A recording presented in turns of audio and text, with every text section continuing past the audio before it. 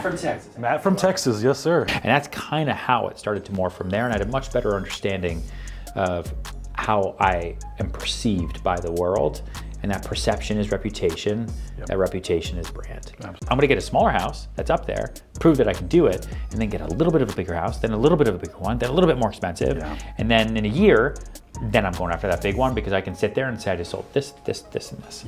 Everything that I do all day long when I'm away from that baby, I absolutely must do. Yeah. Otherwise, I should spend the time with her. Yeah, absolutely.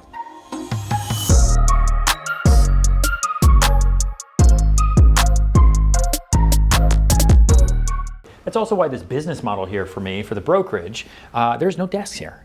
Other than admin and employees, Sure. They have desks and I chain them to them. Yeah. But everybody else, the brokers, there's no desk. There's hot desks here, but it's weird if they're there for too long. It would be like being on a treadmill for 8 hours. Yeah. Like eventually people in the gym are like, The houses aren't in here. yeah, it's not working. Yeah, so it's like, it forces them to come in here and get shit done. Yeah.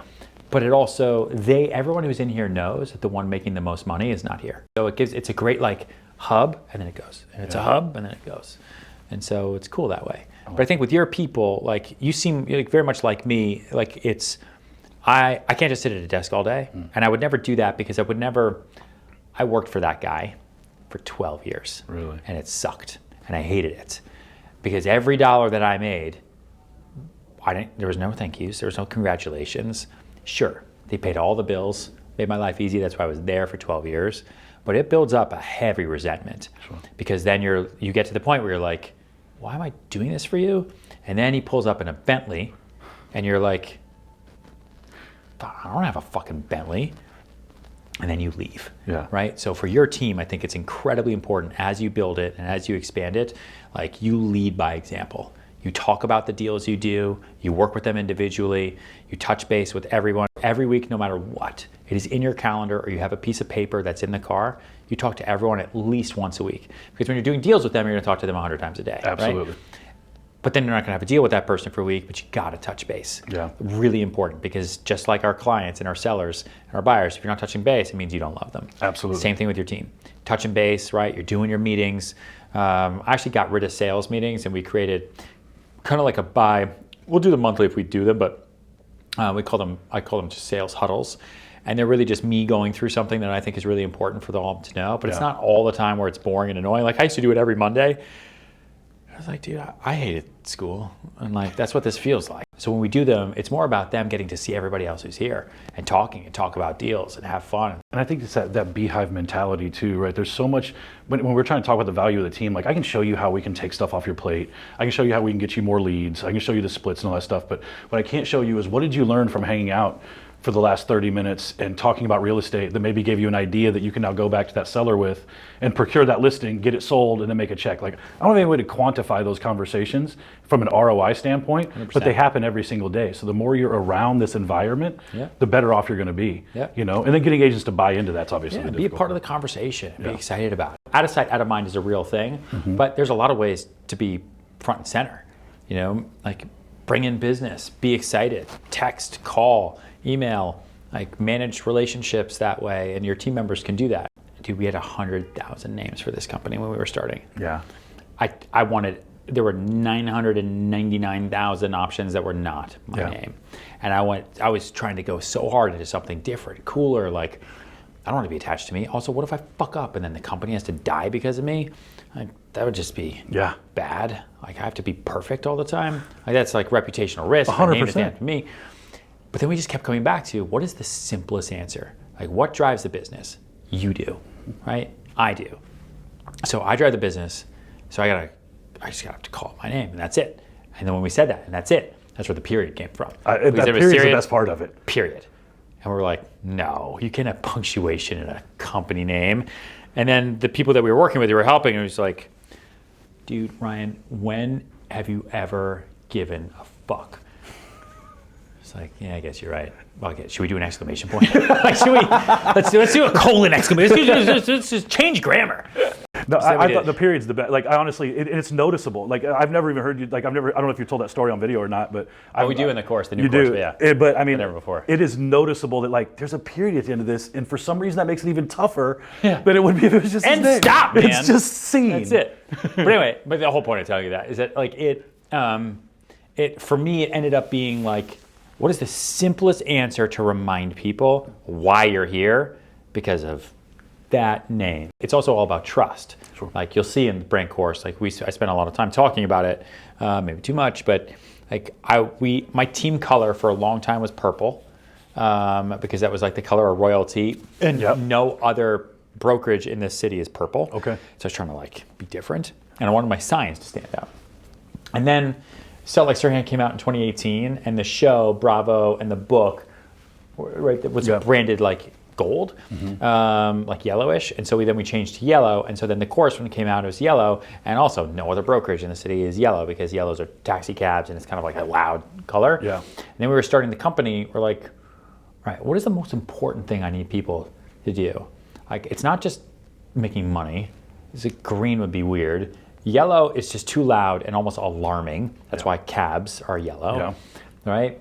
Red is death. And food and stuff like that. Like, what is the most important thing? I want people to trust me in my first year, because they're going to be nervous that they're starting up with a startup, right? Even though I'm not, but I am. Right. Like, what is the color for trust? And it's like navy when you look up like the importance of color. So blue is the color of banks, because you trust that color. It's easy on the eyes. You understand it. It's a familiar color. And I was so nervous that it was going to be so boring. I was like, really blue and white, like everyone.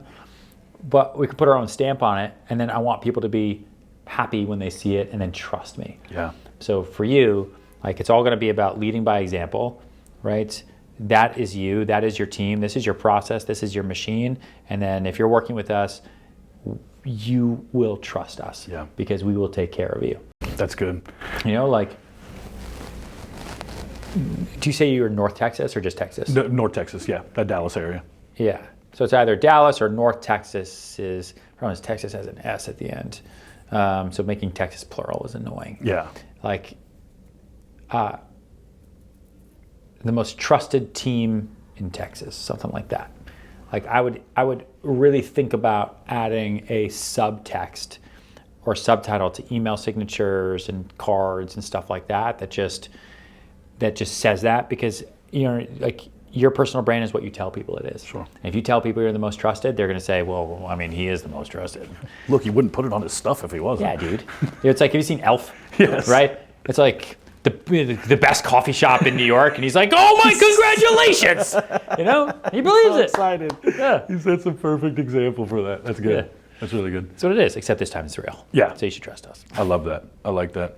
When did you know, like, was it before the Bravo shit? Like, because I don't really know, very candidly, before Bravo, like, you weren't probably on a ton of people's radars, right? I'm sure that catapulted some I've been doing the business for 18 months. You've been in 18 months when you did Bravo? Yeah, I got cast. Yeah, so I got into the business end of 2008, but I was still hand modeling and trying to act. Yeah. I started taking the business a little bit more seriously, let's say spring 2009. So like 6 months-ish later. Okay.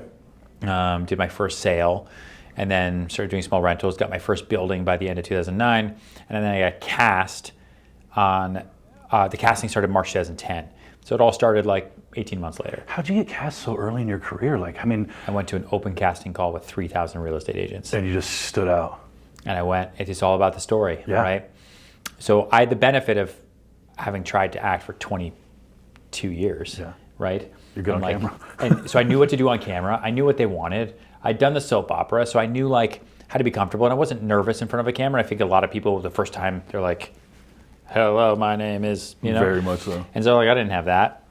And I knew that I had to be loud to be memorable, right? Yep. Like, you know, if you try to get into college these days, it's no longer about the grades. It's about your application and how memorable it is. So what is the story you're going to tell? Like, did you start something? Did you do something? Could all fucking be bullshit. Yep. But you got to be memorable.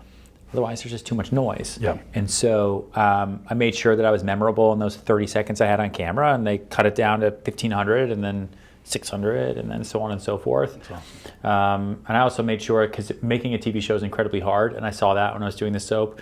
And so I also made sure that I was in it with them. Like, I'm going to act like a producer. Like, I'm not here as God's gift to you. And a lot of real estate agents, when they made it down to the final cut, were kind of like, yeah, of course you want me, right? Because I'm the best. But then those people fucking suck, and they're hard to work with. So I made it really easy for them to work with me. And I was like, why don't we do it like this? I think that would be really, really cool. And I think then they saw like, okay, this guy's young. He has like no business, but he says he does. And he'll help us produce something that's going to be really difficult, which is a real estate show in New York that we'll film for a year. And so that was it. And then the minute I got cast on that, I was like, all right, so now I'm in. Yeah. And I will milk the shit out of this until the day that I die. I will be on the show until they cancel it, whenever that's going to be. I will make sure. Now I've been in at Bravo. So now I'm going to go to them every day. I pitched them like 100 shows before So Like Serhant got made. Really? I think they honestly gave it to me because they were so sick and tired of me. Like they just, like Sandra Bullock winning the Oscar. She's like, did you give this to me because I'm great or because you just felt bad? Just want me to go away. Yeah, like they gave me my wedding spinoff, I think, because they were just like, Serhant, just I want to.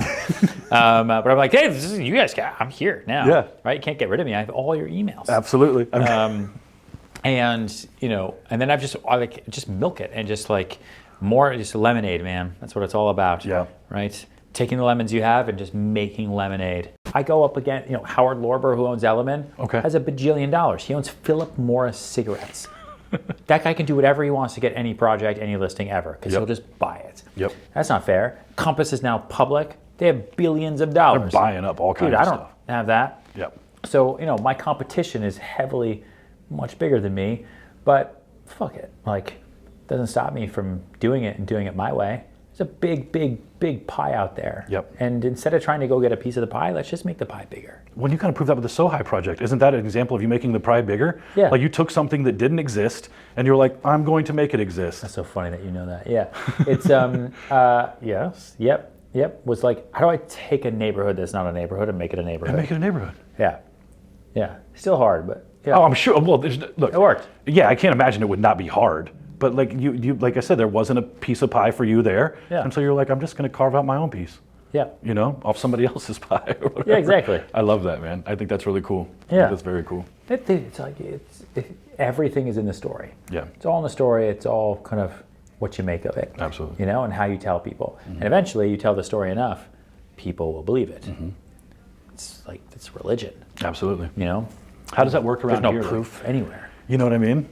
How does it work here? Yeah, just like around here, like with because people get to see you every day, right? So like, you deal with people all the time. You're a regular dude, but there's also probably still a majesty around Ryan Serhant when people come in here and want to work for you or whatever. Don't give a shit. It's like they don't care about me anymore.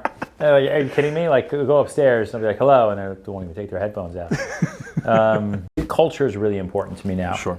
Like, it wasn't really important to me when I had the team for all those years because like none of the agents underneath of me were like paying my bills. Like they were all kind of assistants, and yeah, they would do their own business, and that was awesome. Like I love that. Yeah. Right. It helped production. It helped everything. But at the end of the day, it was all really because of me, and then they were feeding off of me. Sure. Now they can work anywhere. I'm not guaranteeing people business here. There's a lot of lead flow, and so you're going to work with me on stuff.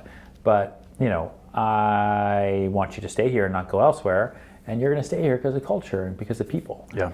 You can get a split anywhere. Like you can do whatever you want anywhere. It's all the same shit. And honestly, I just feel like too, and it's not that I would turn anybody away, but when agents come in talking to me about splits and stuff, they're just not seeing the bigger picture too, right? Because honestly, the percentages are great, but you have a mindset of scarcity if that's all you're talking about. Because I'd rather take 10% of a huge project than 75% of a smaller project, right? Yeah, of course. You know what I mean? Yeah. And I think when you get too bogged down in those type of numbers, I don't mind it because we deal with a lot of new agents. Just where we're at in our growth right now, our market center. It's 20,000 agents in DFW. It's an absurd amount of people, right? And they're all getting into the business and out of the business. For Dallas. Yeah, and there's a huge churn at the bottom, right?